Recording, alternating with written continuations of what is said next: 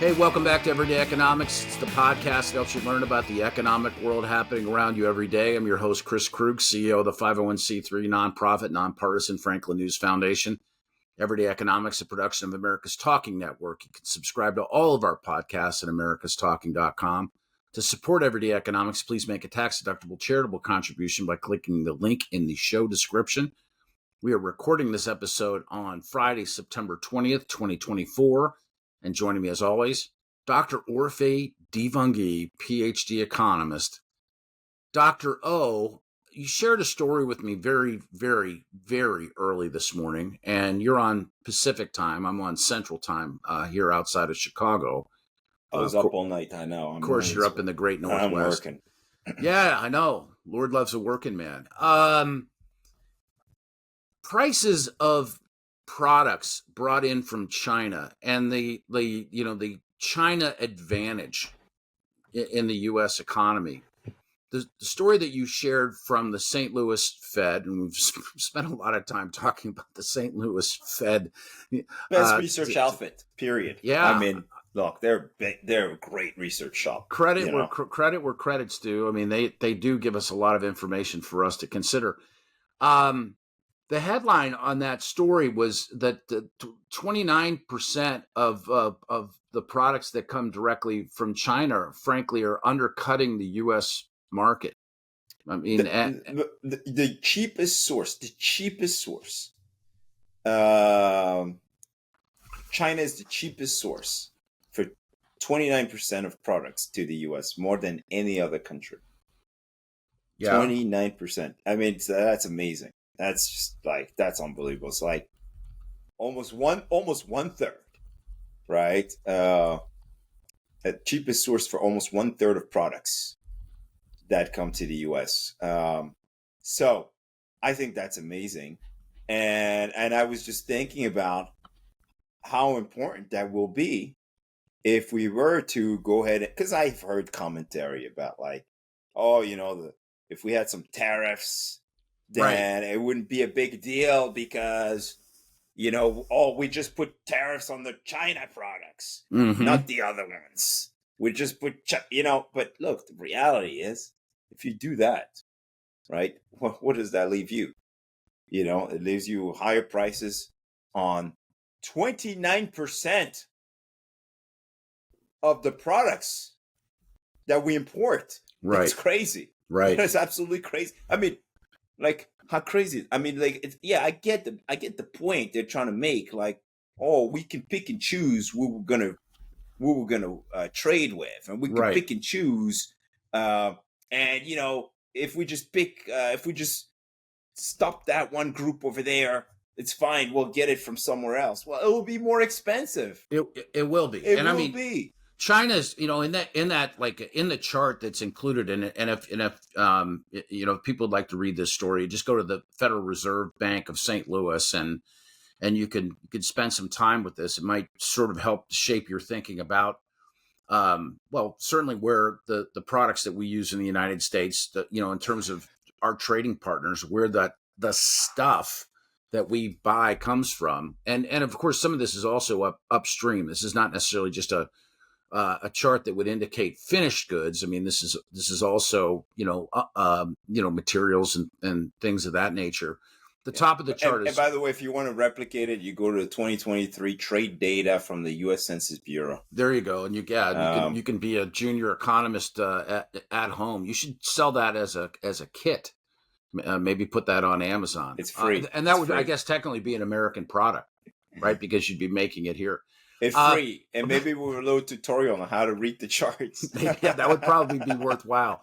But the top trading partners for the United States, I mean, just to kind of level set this for the benefit of people that are like, okay, so where does our stuff come from? I mean, China is an obvious point. Every label, every tag, it seems like, at the consumer end, not everyone, but the vast majority of them, in terms of finished goods in particular, it says made in China on it. But our number 2 trading partner would be Canada. Number 3 would be Mexico.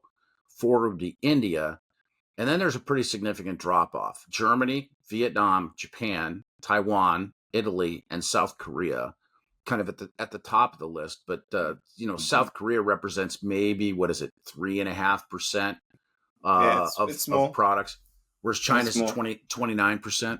But I mean, if you think about it, even Canada and Mexico, just 10% and 8%, right? So like, right, it's not even close. Well, let me ask you this: so what?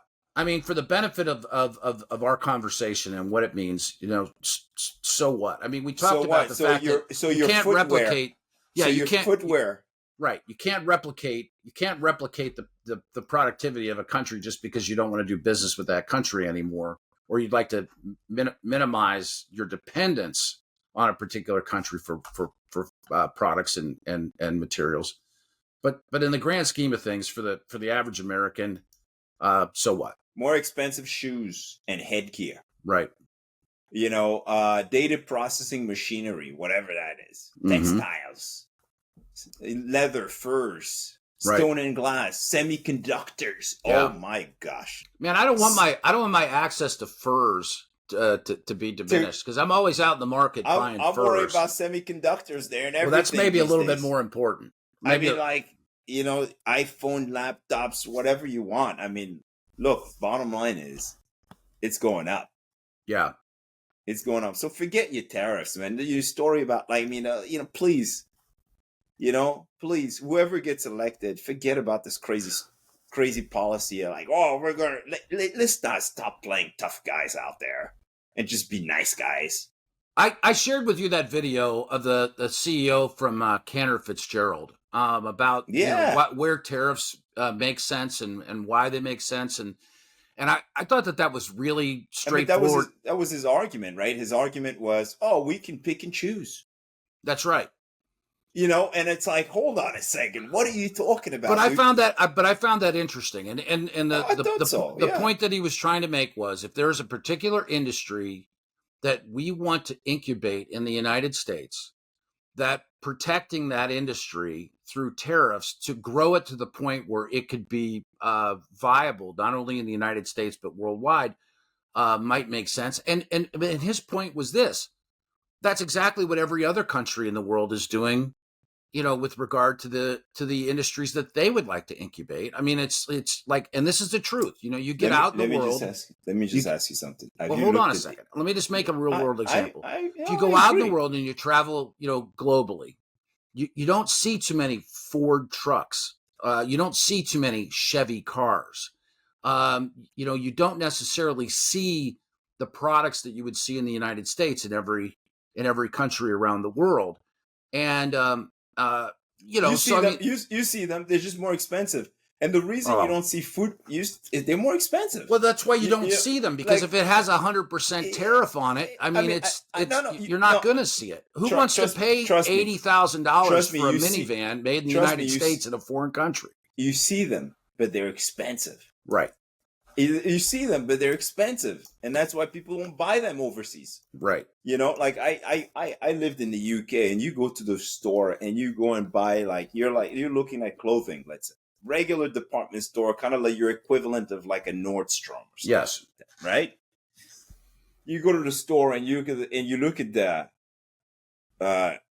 American made clothing. Yeah. It's like luxury over there. Well, it is, but it's luxury over here too. I mean, no, it's cheap. I mean, you go to Macy's, you buy a pair of Levi's jeans for $30-$40. In the UK, you bought them for $120. Yeah, that's how crazy it is. And then the Ford truck story, yeah, totally. But have you looked at the roads in England? Like, where are you going to fit a pickup? Where are you going to fit a Ford F-150? It's just a message to the world. You need to do better with your roads. I know. You can't fit a Hummer. You can't even fit a Hummer down there. You can't fit a real big SUV, American made, built for tough. You can't fit that on the street in England.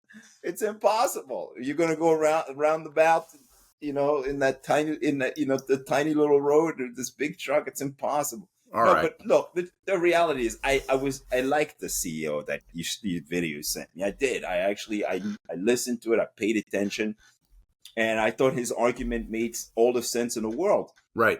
Until I looked at this report, and I was like, "What the heck? I mean, look, and let me give you another example. Semis, chips. Yeah. Oh yeah, we're gonna try to bring Intel back and try to make Intel the recipient of all this investment from government and all the right. I mean, have you checked? Hold on, look up on your screen what Intel stock is doing. Yeah. Oh my gosh, Intel is an outlier in that space. Intel is terrible, and look, and I'm not saying this. I'm saying this as an observer. Right. I'm not invested in Intel or I don't even own Nvidia. Okay, so I'm not saying this because I'm like, oh, pumping one stock or whatever. I don't do that. Yeah. I'm an economist, and I'm just telling you that this type of stuff, it's going to be very difficult for them to compete in the U.S. It's just very difficult. Period. Right. And so, Anyway, I mean, that's just reality. So, like, I mean, in a perfect world, we would get rid of all these trade barriers, tariffs, and subsidies, and which are essentially taxes. We would get rid of all these taxes, right? In a perfect world, and everybody would be happy. Unfortunately, of course, other countries will impose tariffs on some goods. Right. Sadly, they don't play fair. I think we've heard that argument a lot. Yep. But ultimately we want, there's a reason we outperform the rest of the world. Yeah. We're better. So let's stay that way. Yeah. Let's not stoop down to that low level where we're like, hey, we're going to play the tariff game with you. And then, and in the end, we might actually suffer from it. Well, I appreciate your thoughts as always. I still view tariffs as a bargaining chip, and potentially, and a useful tool in negotiation. Yeah, potentially. That's right. I mean, if a threat, maybe, Well, a threat. Then again, if they know that you're not ready to enforce it, then it might lose its sting. Yeah. So. I appreciate your thoughts as always. Yeah. For Orphe, Divounguy, this has been Chris Krug. Subscribe to Everyday Economics and dozens of other high-quality podcasts at americastalking.com.